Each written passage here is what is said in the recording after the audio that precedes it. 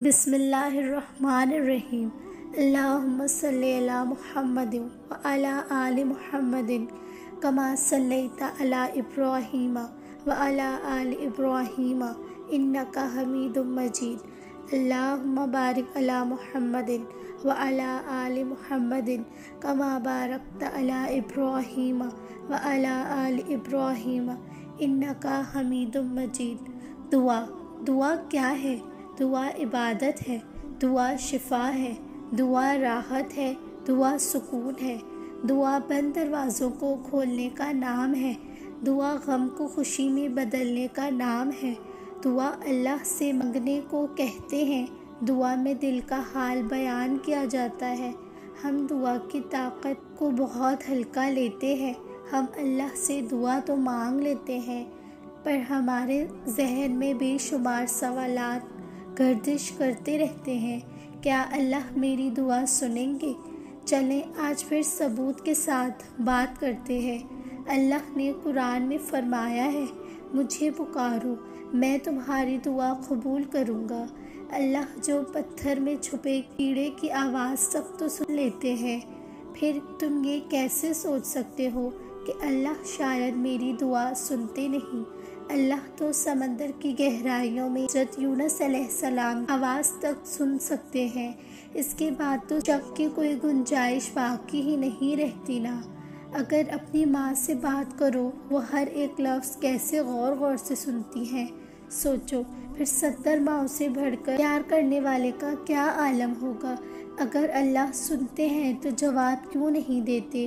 وہ کیوں نہیں دیتے جو میں نے مانگا ہے؟ اچھا بتاؤ ذرا، اگر اپنی ماں سے ماچس مانگو گے تو کیا وہ تمہیں دیں گے؟ نہیں نا۔ انہیں پتہ ہے کہ میرا بچہ اس سے اپنے آپ کو نقصان پہنچا لے گا۔ ہمارا اللہ ہم سے پیار کرتے ہیں، وہ جانتے ہیں ہمارے لیے کیا اچھا ہے اور کیا نہیں۔ اللہ کو معلوم ہے بند دروازوں کے پیچھے کی حقیقت۔ اللہ تو غیب کا علم معلوم ہے۔ اللہ الحکیم ہے، اس کا کوئی فیصلہ کبھی غلط نہیں ہو سکتا۔ وہ جو کرتا ہے بہترین کرتا ہے۔ قیامت کے جب اللہ ہمیں دیکھیں گے، ہماری خواہش کا انجام تو ہمارا سر شرم سے جھک جائے گا۔ اللہ کو معلوم ہے اس دروازے کے پیچھے پھولوں کا باغ ہے یا کانٹوں کا۔ اللہ کے فیصلے کبھی لا زوال نہیں ہوتے، بہت دیر بعد سمجھ آتی ہے، پر اللہ ہر ایک بند دروازے کی حقیقت کھول دیتا ہے اور پھر انسان کو سمجھ آتی ہے کوئی مصیبت آپ تک نہیں پہنچ سکتی اللہ کے حکم کے بغیر، اور اللہ جس چیز کا حکم دے دے اس میں ہمیشہ خیر ہی خیر ہوتی ہے، چاہے ہمیں نظر آئے یا نہ آئے۔ کیا نرالی محبت ہے ہمارے پیارے اللہ کی۔ تکلیف بھی ہمیں ہماری بہتری کے لیے دیتا ہے۔ وہ سب تو ٹھیک ہے، پر اللہ اتنی دیر کیوں کرتے ہیں جواب دینے میں؟ اگر آپ کی دعا کی قبولیت میں دیر ہو رہی ہے تو سمجھ جاؤ اللہ کو آپ سے پیار ہے۔ وہ آپ کی آواز سننا چاہتا ہے۔ وہ چاہتا ہے میرا بندہ تھوڑی دیر اور مجھ سے باتیں کر لے۔ وہ چاہتا ہے تھوڑی دیر اور مجھ سے رابطے میں رہے۔ اب آپ تو خوش نصیب ہو کہ آپ کی آواز اسے پسند ہے، اور جس کی آواز کا اللہ کو انتظار ہو اس کے نصیب کو کیا کہنے۔ ہم اپنی طرف سے ہی اللہ کی دیری کو انکار سمجھ لیتے ہیں۔ ہم اکثر ایک چیز کو لے کر بہت پریشان ہو جاتے ہیں، وہ ہے دیری۔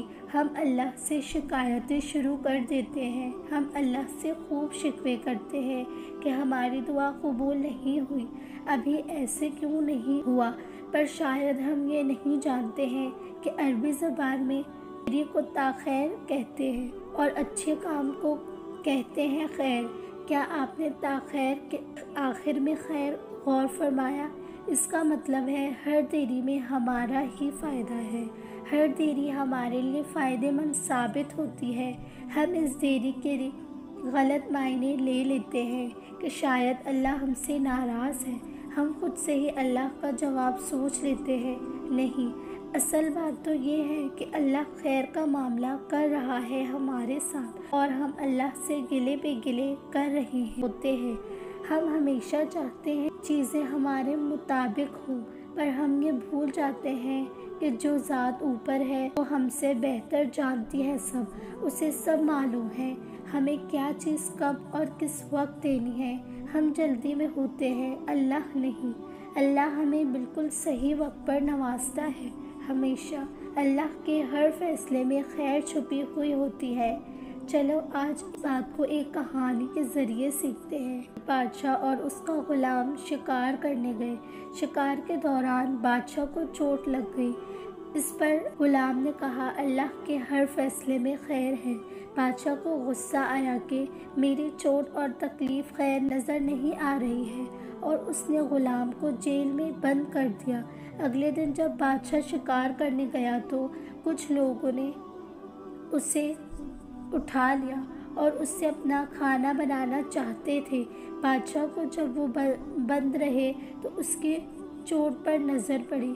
اس پر ان لوگوں نے اسے چھوڑ دیا۔ زخمی انسان نہیں کھاتے۔ بادشاہ نے واپس جا کر اپنے غلام کا شکریہ ادا کیا۔ اس نے پھر کہا کہ اللہ کے ہر فیصلے میں خیر ہے۔ اس پر بادشاہ نے کہا کہ میری چوٹ نے میری جان بچا لی، پر تمہارا جیل میں رہنا کیسے خیر ہوا؟ اس کے جواب میں غلام نے کہا اگر آپ مجھے جیل میں بند نہ کرتے تو وہ لوگ آپ کی جگہ مجھے اپنا کھانا بنا لیتے۔ اگر ہم اپنی زندگی پہ نظر دوڑائیں تو ہمیں معلوم ہوتا ہے کہ اللہ نے ہمیں کس کس موقع پر سنبھالا، کس کس موقع پر ہمارا ساتھ دیا۔ ہمیں بس اپنے اللہ پر یقین رکھنا چاہیے۔ اللہ قرآن میں فرماتے ہیں بے شک میں توکل رکھنے والوں پر کرتا ہوں۔ اب اگلا سوال ہمارے ذہن میں آتا ہے کہ کیا صرف توکل رکھنے سے ہماری دعائیں سن لی جائیں گی؟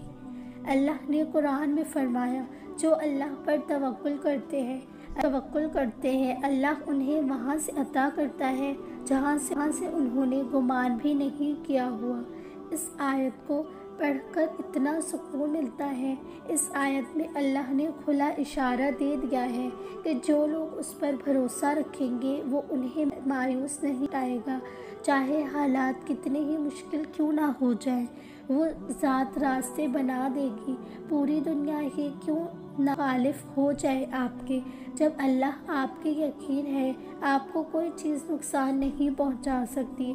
حضرت موسیٰ علیہ السلام کو اپنے اللہ پر یقین تھا اور ان کے اللہ نے ان کا یقین ٹوٹنے نہیں دیا۔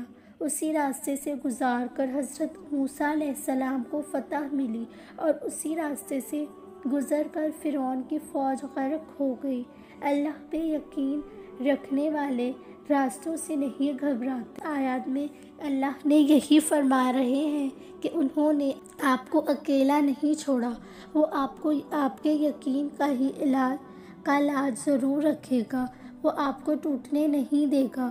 وہ سب دیکھ رہا ہے کہ آپ نے کس کس موقع پر اللہ پر آنکھ بند کر کے یقین کیا، وہ سب جانتا ہے۔ اور اسی آیت کے دوسرے حصے میں اللہ نے خوشخبری بھی دی ہے، وہ آپ کو نوازے گا، وہ آپ کا یقین بے وجہ ضائع نہیں ہونے دے گا۔ جہاں آپ کی سوچ ختم ہوتی ہے اللہ اس کے آگے سے راستے نکالے گا اور آپ اللہ کے فیصلے دیکھ کر حیران رہ جاؤ گے۔ تم یقین کی حد کر دو، وہ معجزوں کی حد کر دے گا۔ پر معجزات تو اللہ کے نیک بندوں کے لیے ہوتے ہیں، ہم تو بہت گنہگار ہیں، انسان کٹ پتلا ہے۔ اللہ جانتے ہیں میرا بندہ غلطی کرے گا، اس لیے اللہ نے آخری سانس تک معافی کا دروازہ کھلا رکھا ہے۔ ہمیں اللہ سے معافی مانگتے رہنا چاہیے۔ اللہ سے معافی مانگ کے سزا کا خوف کیسا دل میں، اگر سچے دل سے توبہ کی ہے تو اللہ کبھی نہیں سزا دے گا۔ اللہ بدلے لینے والا نہیں ہے، وہ تو معاف کرنے والا ہے، وہ تو رحیم ہے، وہ تو درگزر کرنے والا ہے، اس کا رحم اس کے غضب پہ حاوی ہے۔ کہنے مجھے اس گناہ کی سزا ملی ہے، معافی مانگنے کے بعد بھی گناہ ہے، اللہ کی رحمت سے نا امید مت ہوں، وہ پیار کرتا ہے تم سے۔ فرعون تو کب غرق کیا گیا تو حضرت جبرائیل علیہ السلام اس کے منہ میں مٹی ڈال رہے تھے، کہیں یہ معافی نہ مانگ لے اور اللہ کی رحمت جوش میں نہ آ جائے۔ یہ ہمارے اللہ، اگر اللہ اتنا پیار کرتے تو آزمائشیں کیوں آتے ہیں ہم پر؟ جتنی شدت سے دل ٹوٹتا ہے نا، اتنی ہی شدت سے اللہ یاد آتا ہے۔ شروع میں تو ہم اللہ سے بہت سوال کرتے ہیں، میں ہی کیوں، پر آہستہ آہستہ اللہ کی ساری باتیں، سارے فیصلے سمجھ آنے لگتے ہیں، ہم اللہ پہ اعتبار کرتے ہیں، تو آہستہ آہستہ اللہ بھی ہمارے خواہشات کی حقیقت دکھاتے رہتے ہیں، اور اللہ کی خواہش دیکھ کے ہمارا سر سجدہ شکر کرتے نہیں تھکتا۔ بس اپنے اللہ پر بھروسہ رکھنا چاہیے کہ اللہ جو کر رہے ہیں وہ بہتر ہے۔ دعا کسی صورت میں رد نہیں ہوتی۔ آپ دل سے مانگ کے تو دیکھیں، وسیلہ کون بنائے گا، دروازہ کیسے کھلے گا، کب ملے گا، کیسے ملے گا، یہ سب آپ کے سوچنے کے سوال نہیں ہیں۔ جب اللہ سے مانگ رہے ہو تو اس کا مطلب تو یہی ہے کہ آپ کو ان سب سوالوں کے بارے میں فکر مند نہیں ہونا چاہیے۔ دعا کا مطلب ہے سکون ہے، یقین ہے، ہر خوف سے بڑھ کے اللہ پہ یقین۔ راستہ نظر نہ آ رہا ہو تو پھر اللہ پہ یقین نہیں کہلاتا۔ اللہ سے مانگو، اللہ سے امید تو لگاؤ، خوب مانگو، اللہ سے مانگو، اللہ سے امید تو لگاؤ، اللہ سے مانگو تو صحیح، اللہ کو اپنی پریشانی بتاؤ تو صحیح۔ آپ کیوں مان گئے ہو اتنی جلدی؟ کیا ہمارا رب ہر چیز پہ قادر نہیں؟ اللہ نے قرآن میں کیا کہا ہے؟ اللہ کی نعمت سے مایوس مت ہونا، اس کی رحمت سے مایوس بس کافر ہوتے ہیں۔ ہمارا مسئلہ پتہ ہے کیا ہے؟ ہم صرف زبان سے اقرار کیا ہے کہ مجھے اللہ پر بھروسہ ہے، دل سے نہیں کہتے۔ ہمیں ابھی ہے کہ کہیں یہ نہ ہو جائے، وہ نہ ہو جائے، میری دعا نہ قبول ہوئی، پھر اللہ نے کہہ دیا کہ تم چاہ بھی نہیں سکتے جب تک میں نہ چاہوں۔ آپ کو کیا لگتا ہے یہ دعا کی توفیق اپنی مرضی ہے؟ یہ چاہت دل میں اپنے آپ اپنی مرضی سے ڈالی ہے؟ ایک پتا بھی اللہ کی مرضی کے بغیر نہیں گر سکتا۔ آپ جلدی میں ہو اسی لیے دکھی ہو، آپ چاہتے ہو سارے کام ابھی کے ابھی سدھر جائیں، حالانکہ پیارے اللہ بہترین معلوم ہے کہ کون سا وقت بہتر ہے کون سا نہیں۔ ہمارا کام صرف دعا کرنا ہے اور اللہ کے یقین، ہر شخص سے پاک یقین اور معجزہ ہمارے سامنے ہوں گے انشاءاللہ۔ یقین کے سفر پہ چلتے چلتے کھول دیے جائیں گے وہ دروازے، چاہے چابی بھی نہ ہو اس کے پاس تمہاری۔